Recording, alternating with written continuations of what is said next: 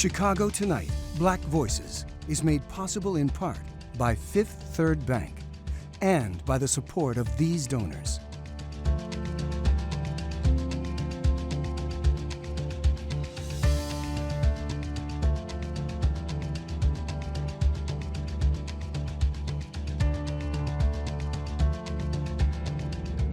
At Fifth Third, we believe when diverse voices are heard and empowered, communities are made stronger, lives are made better, and the future holds greater promise for all. That's why we're proud to support Chicago Tonight Black Voices. Together, we can make a difference. Together, we can drive change.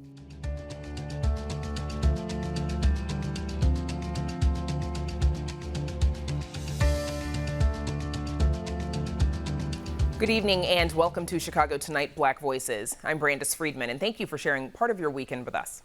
On the show tonight, how Black and brown activists are working to neutralize the environmental injustices they see in their communities in a special crossover edition of Voices. As we mark Autism Awareness Month, a look at why Black children are more likely to be diagnosed at an older age. A new opera explores the life of a Black man in post-Revolutionary War London. And Chicago's oldest African-American camera club focuses on the history and natural beauty of Washington Park. First off tonight, America's legacy of environmental racism has both a long history and a long reach. For Black Americans, decades of exposure to industrial pollution has resulted in striking disparities, including around 13% of Black children suffering from asthma compared to 7% of white children nationwide. A 2018 EPA study found that Black people are exposed to 1.54 times more fine particulate matter than white people. And a 2019 study by the National Academy of Sciences found that Black people experience 56% more pollution than their consumption generates. Chicago's environmental justice advocates are working to address the systematic structures that created these inequities. They say a greener future is possible as long as the city and industry are willing to do the work. Joining us now as part of a special crossover discussion with Chicago Tonight Latino Voices are Eduardo Flores, a member of Clean Power Lake County's steering committee, Cheryl Johnson, executive director of People for Community Recovery, Isis Bazaldua, co-founder of Bridges Puentes Justice Collective of the Southeast, and Naomi Davis, founder and CEO of Blacks in Green. Thanks to all of you for joining us for this. Naomi Davis, let's start with you, please. Your organization, Blacks in Green, you all have a plan called the Sustainable Square Mile. Tell us how that advances environmental justice. Well, it advances environmental justice by creating economies, for example, in energy. The idea that we are recreating the synergies that were lost back in the day when Black families could walk to work, walk to shop, walk to learn, walk to play, where neighbor dollars could circulate to fertilize our self-interest, where we own the businesses, where we own the land, and where we live the conservation lifestyle. So the idea that we are historically these superb stewards of the land and the resources that the land generates, which is everything. And so the idea that justice is the ability for Black communities to own themselves, Black contractors for Black communities, the idea that here in the new green economy, we've got many decades, we've got arguably 100 years worth of really strong, high wage earning jobs, kinds of enterprises that can be created, and that we should be prioritized in the financing, the funding of these economies in our places, the workforce development, the business capital. These are the elements of environmental justice in action on the ground. Now, Cheryl Johnson, we know young people are the ones who are going to have to live, of course, with the many effects of climate change down the line. We spoke with a young person, 16-year-old Dorothy Jean Tillman, who founded the Dorothy Jeanius STEAM Leadership Institute, about what she sees as the biggest challenge. Here she is. From the people in higher positions who have the power to start changing things in mass ways, I think it's just about not pouring water in a bucket that's already full. I think when you see a lot with environmental change, or specifically for Chicago, if you go downtown to these different places, they're green this and green that, and they're making sure that they are leaving a good green footprint on the world. But then you go to the South Side and they're really not doing what they need to do to make sure that things are good there. And it's like, well, that's a large part of the city. And at that point, now Chicago as a whole is compromised environmentally. Cheryl Johnson, how can we better engage young people on this topic? One of the things that Chicago failed to do is to really educate the communities about environmental issues within their own communities. I think there's a responsibility from government, particularly the city and the state, to make sure that communities that has been negatively impacted by the operation of these dirty industry have the education and the tool to be able to learn to become engineers, environmental engineers, and scientists in our community, because they're the one that created this burden in our community. So they should have the responsibility in enhancing and remediating some of the harms that they created. I don't care how green that we get in the city, as long as we got brown, contaminated communities, we're still going to have a compromised environment, and that needs to change. Isis Bezaldua, same question to you about how we can better engage young people on this topic, but also what concerns you the most about climate change as it relates to and its impact on Black and brown communities? I feel like to engage the youth and younger people into the environment is to let them know what the land are on. Many people around 14 to 16 do not understand of the pet coke protests that occurred during the 2011-2010, and even students I had taught never heard of pet coke due to people putting up a front to protect our future generations. So we do need to discuss about how historically the South Side of Chicago has been known to build downtown Chicago and now has been left as the dumping ground for the same city it built. And my concern for the environment and global warming has to be that we need industries to do more. It doesn't matter if you say this shirt was made with 50% less water when you still are polluting those pollutants back into the Black and brown communities where children will continuously get asthma. It is unfair that the playgrounds that the youth are in Southside Chicago are littered with mercury, lead, magnesium, and that it's causing them to get cancer and asthma at extremely high rates. Eddie Flores, aside from keeping industry out of residential areas, which we've been talking about, what infrastructure changes need to be made in overburdened communities to improve the water, the air, the soil? Yeah, I feel like one of the key things that a lot of people don't realize is that in these communities, there may be green spaces such as parks or maybe even forest reserves if they're lucky, but there's not much else in between like neighborhoods and cities and parks. So we need something in between that. We need to see more trees in the neighborhoods. We need to see more community gardens. We need to see like green spaces on roofs. And so kind of creating that idea that it's not just, oh, you're fully immersed in nature or you're in the city, kind of trying to create a mix between that so that we can have a more green environment and a greener, healthier air. Plants, they soak up a lot of the carbon dioxide and stuff. They can soak up a lot of things. And so just having green spaces that aren't fully immersed, having an in-between so it's not fully like one or the other. Naomi Davis, your organization bought the Emmett Till house. How does that story and that house connect to the issues of environmental justice?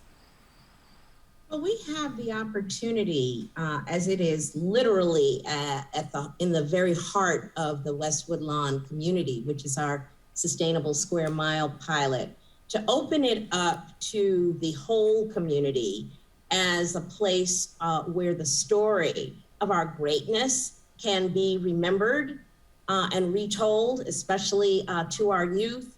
So I would say that the need for the world to understand that there is a narrative of triumph in the Black community that we have been overlooking.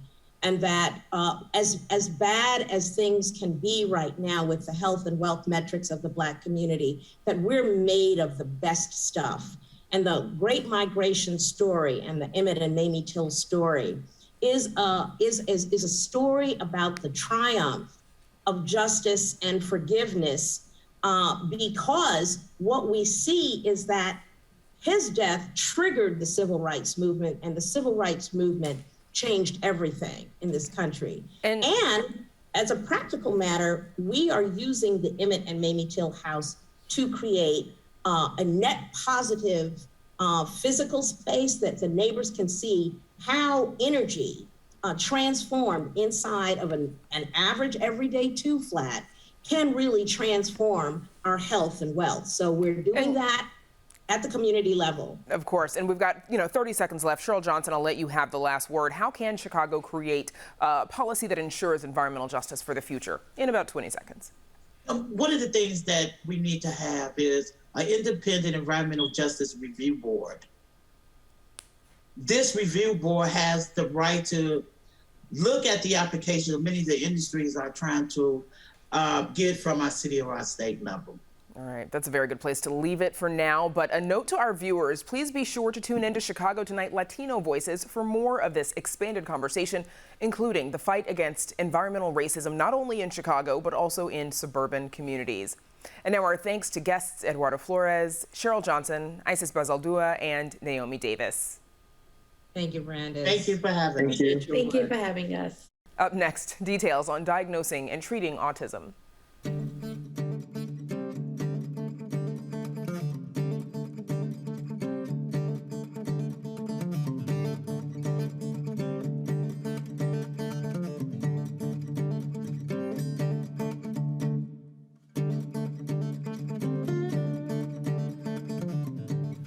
The CDC defines autism as a developmental disability that can cause a wide range of challenges in social interaction, communication, and behavior.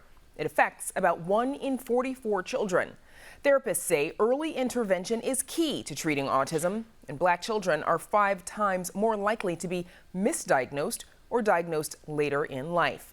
Joining us now with more are Nikki Griffin, a board-certified behavior analyst and clinical manager at Envision Unlimited, a Chicago-based nonprofit serving adults and children with intellectual and developmental disabilities, and Cynthia Pierre, a clinical psychologist at Rush University Medical Center's Autism Center. Thank you both for joining us. Cynthia Pierre, let's start with you. Please explain what is autism and how it presents in children. So when we think about autism, it is a neurodevelopmental disorder that presents very early in life. Children are born with this condition, and what we see are 2 categories or types of symptoms that we're looking for. We're looking for deficits or delays in social communication functioning. So when we think about a conversation or even a nonverbal interaction, there's a back and forth that we're looking for, and also a certain nonverbal quality to it.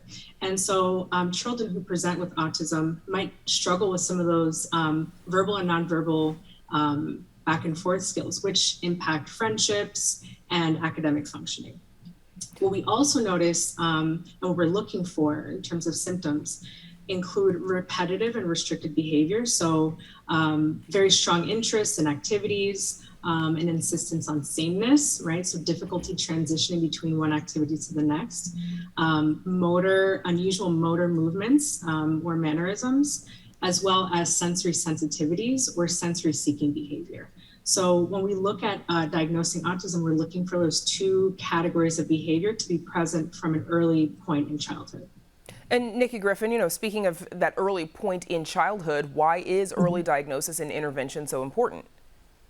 So it's very important that we start to intervene as soon as possible, because that is already a very important time for a child when they're picking up a lot of skills. They are learning from their peers, they're learning from adults in their lives, and best time to kind of come in and teach them the skills that they might be lacking, particularly when they're on the autism spectrum. If we wait too late to try to step in and provide those interventions, it's not to say that those interventions won't be successful, but it might take longer for those interventions to see success, to come to fruition, just because the child would have had the opportunity at that point to, bad habits. They would have had years to kind of cement the, inappropriate styles of play, inappropriate styles of communication that they might have failed to learn appropriately if we don't intervene soon enough. And as we've just said, black and brown children are more likely to be diagnosed later in life than white children. Nikki, what do you attribute that disparity to? I think there are a lot of reasons, but I think one of the biggest reasons is simply lack of access to the medical professionals that they need to be able to access in order to receive those diagnoses. So if you think your child might have autism and you have to then go to a specialist, you have to go to repeated appointments, you have to travel all around the city to find those specialists. Those kinds of things are very time intensive and very money intensive. And that can be very difficult for a lot of individuals to be able to access. Nikki, sticking with you for just one more second, what kind of work are you and your team at Envision Unlimited doing to help bridge that gap? So at Envision Unlimited, as you mentioned earlier, we are a nonprofit that has been in Chicagoland for 74 years. Mainly, we've been serving adults with developmental and intellectual disabilities, but now we are expanding into the world of children, children's ABA specifically. So in order to address the lack of access, we are providing services directly in the home. So we are eliminating that need for the family to have to go somewhere, take their child somewhere. We come to them exactly, wherever they are. We are able to eliminate the need for the parent to rearrange their schedule so their child can get therapy. We work with the family to make sure that we can provide what they need when they are available for it. We also provide parent training along with the therapy to the children. So we provide direct therapy to the children, and then we provide parent training so that the family knows how to provide the same types of interventions, the same types of strategies to their child when we aren't available to be there. Now, from data collected from Envision Unlimited, a report found that in Illinois, the number of people ages 3 to 21 diagnosed with autism increased 500% from 1999 to 2015. Cynthia, of course, I know you're at Rush, but what do these numbers tell us about the rate of autism in the U.S.? Are more people being born with autism, more people developing autism, or are we just getting better at diagnosing and identifying it? I think that's a question that a lot of parents come to us asking, and I think it's a very, relevant question. I think that we don't know all the answers in terms of really understanding the genetic underpinnings of autism, any environmental factors that might make it more likely for a child to be born with autism. However, what we do know is that our tools and our ability to identify more subtle presentations of autism have improved substantially in the past 15 or so years. And so what that means is that folks who are coming in to a clinic who may have been just identified as having, anxiety, or maybe they're just, an introvert, they might be correctly diagnosed with autism because of the quality of the tools that we have. And so I really do think that that speaks to the improvements that we've made as a field over time. The other, I think, factor that is,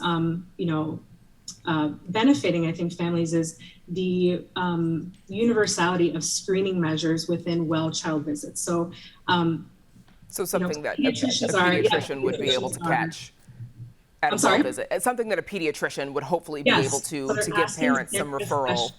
Absolutely. Unfortunately, we're out of time. I know that we could talk about this for a lot longer, but my thanks to Nikki Griffin and Cynthia Pierre for joining us. Thank you so much. Up next, a new opera explores the life of a black man in 18th century London.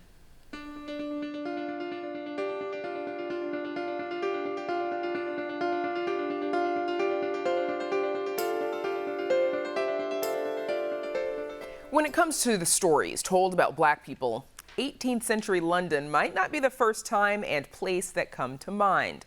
But composer Errol Wallen is hoping to change that with Quamino's Map, a new opera being staged at Chicago Opera Theater.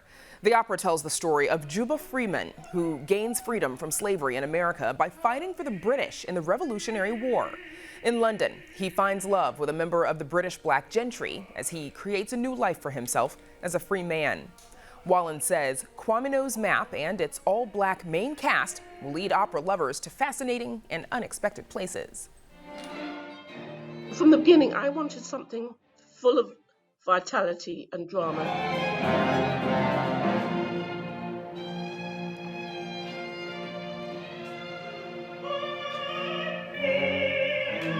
There's a lot of tunes in it. It's got quite a large orchestra. It has different types of singing. I draw from blues, I draw from sea shanties, I draw from 18th century period music.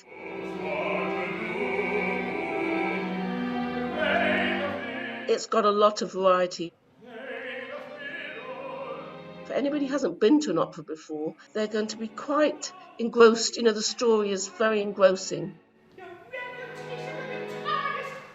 I think there's so many stories to be told, and for me as a composer, I see that as my duty to tell those stories. And the thing that music can do, it can really bring together all the emotions, all the atmosphere, and you can focus in on, characters and situations.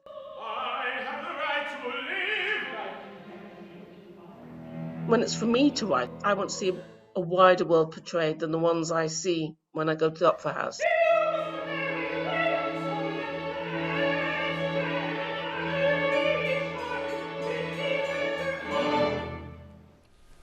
And you can see Quamino's map at the Chicago Opera Theater next weekend. There are more details on our website. They focus their cameras on people and the landscaped beauty of Southside parks. Now they're combining their passion for pictures with early Chicago history.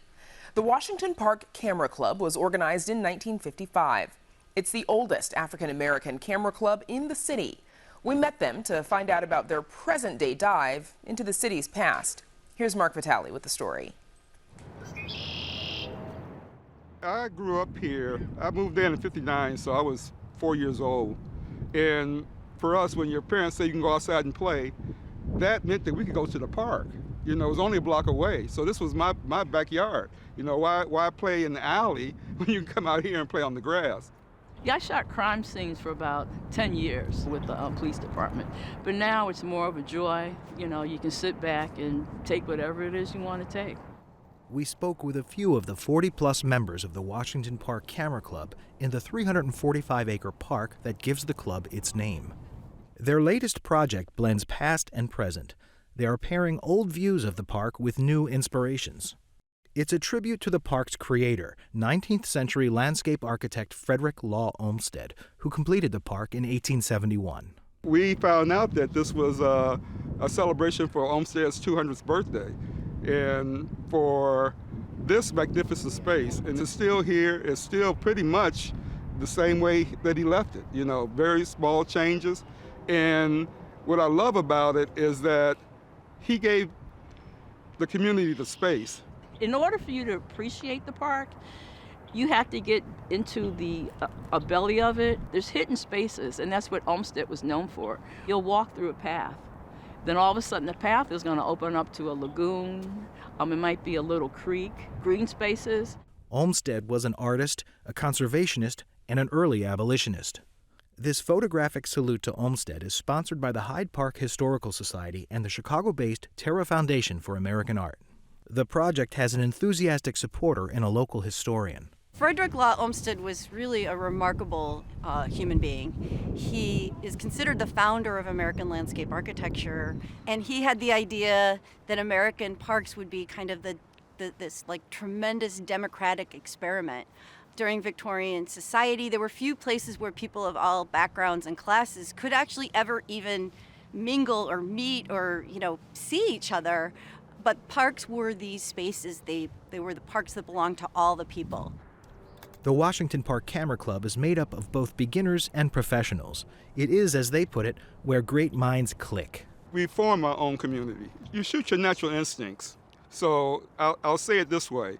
No matter what my assignment is, if a child walks by or a family with their children, I will stop and take that picture because that's something that means a lot to me, to see black families out enjoying the community, see children When I come out, I'm talking to people and they're sharing their experiences in the park. So I'm shooting them, and then the landscapes. When you come to the park, you take a lot of this for granted. But this whole thing was actually a gift from Olmsted. He thought about this 150 years ago. The Chicago park system is just an amazing resource for the city. Not only just the most incredible places to go, but they are essentially living works of art. Things haven't changed. You know, these are the same locations. Some of these trees are older than the park itself. We took advantage of all of this out here. I really enjoyed it. Thank you, Olmsted. For Chicago Tonight, Black Voices, this is Mark Vitale. Landscape architect Frederick Law Olmsted also designed Central Park in New York and the grounds of the U.S. Capitol in Washington, D.C. This Tuesday marks 200 years since his birth. Tuesday is also when the virtual exhibit of the Washington Park Camera Club will be launched. You can see more of their work on our website. And that's our show for this weekend. Join me and Paris Schutz next week at 7 on Chicago Tonight. Now, for all of us here at Chicago Tonight Black Voices, I'm Brandis Friedman. Thanks for sharing part of your weekend with us. Stay healthy and safe, and have a good night.